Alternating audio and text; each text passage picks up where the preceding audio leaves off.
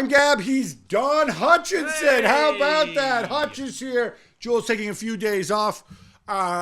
This is our Cup Final edition show. Basically, we got the French Cup Final, the German Cup Final. But shall we start with the oldest cup competition of them all? The FA Cup, Wembley, Manchester Derby. Yeah. Manchester United strolling out. No, maybe not strolling. Well, they sort of did. They sort of did, didn't they? I didn't see it Pep coming. didn't see it that way. Well, possession. Pep didn't see it as a stroll for Manchester United. So actually, let's start with that, because I wasn't going to start with that, but let's start with that. Yeah. Pep afterwards said they controlled the game. They had more chances, better chances. Did he watch a different game than you did? No, I understand his perception, because when you're watching Man City in the first half especially, they dominated the ball, they dominated territory, but they didn't really go anywhere. You know, I was watching the game with a friend of mine. It was always like the minutes and the seconds were ticking by, and it was like, nothing's happening.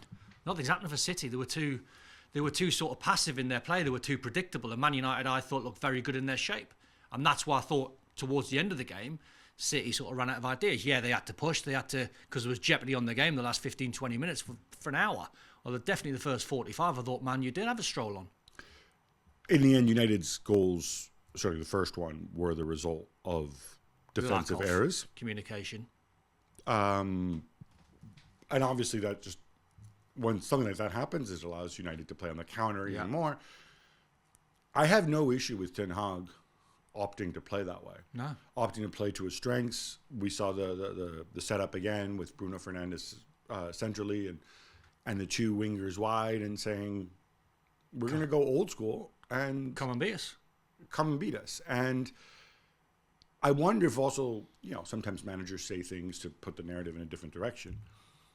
The two substitutions Pep made at halftime, did you see that as kind of, when it was only 1-0, right? So I'm like, if you're playing if your first half was so good and we were in control and blah, blah, blah, you wouldn't make those two substitutions, would you? I've read reports this weekend that he's trying to have a mini rebuild, and it feels like that way to me. I mean, you're judging a team who have just won the Premier League and won at 4 on the spin, so it's very harsh when you try and judge the overall picture. But at the same time, I'm watching a team that I think needs freshen up. It needs different ideas. When Doku comes on the pitch, he's lively, he's energetic, he's forward, he's dynamic. He takes players on, he plays at risk. When other players sometimes play, they play for possession. When Grealish plays, he plays for possession, and he tries to. I mean, I was talking to Jacob Murphy not long ago. I interviewed him on a radio station. I said, "What's the difference when you're setting up and your analysis between Grealish and Doku?" He said, "Interesting." He said, "When Man City line up with Jack Grealish, all their sort of thought process is to try and shift all our midfield players over to one side. Then Grealish will knock it off, and then they'll hit you on the other side and get the overload that way. Doku's a lot more direct." So now I'm watching that and I'm thinking that's quite interesting, because when Grealish plays, it's not the Grealish thing, it's just sometimes Man City are a little bit safe, which I like to see. Sometimes teams risk giving the ball away. You're talking rebuild after a season in which I know Premier it's League title. They I know. lost to Real Madrid. But I think Pep said penalties it. But Pep said it. I think Pep realises he needs a mini rebuild, or not. Well, it might not be a rebuild in terms of personnel. It might just be a shift in ideas. Here's the thing, and then I want to move on to United, because I think we have to give some credit there. Yeah.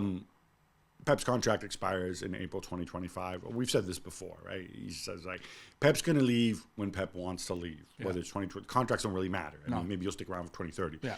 If you're going to have a rebuild, though, if I'm Man City, I want Pep to commit, because I'm not going to go and chuck resources around this summer if then next summer you're like, I'm a bit knackered, I'm leaving, right?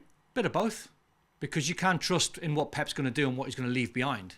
So if you leave it behind for a different manager who's different, I don't know. It's an interesting dynamic. We're going to get into it more, but we have to talk about Ten Hag, because he was crowing, beaming at the end. Good on him. He deserved this. 100%, Gab. The guy was under so much stress leading up to the game, the days before, all the media reporting that he's lost his job, he's going to get sacked. It wasn't all the media. It was just the Guardian. Okay. Nobody else stood it up. Just to be clear on this. All right, but every pundit and everyone asked him about his job straight after the game. Of course, so that's the story. Yeah. So the stress that he's under to try and bat that off and say, listen, I've got a cup final to play.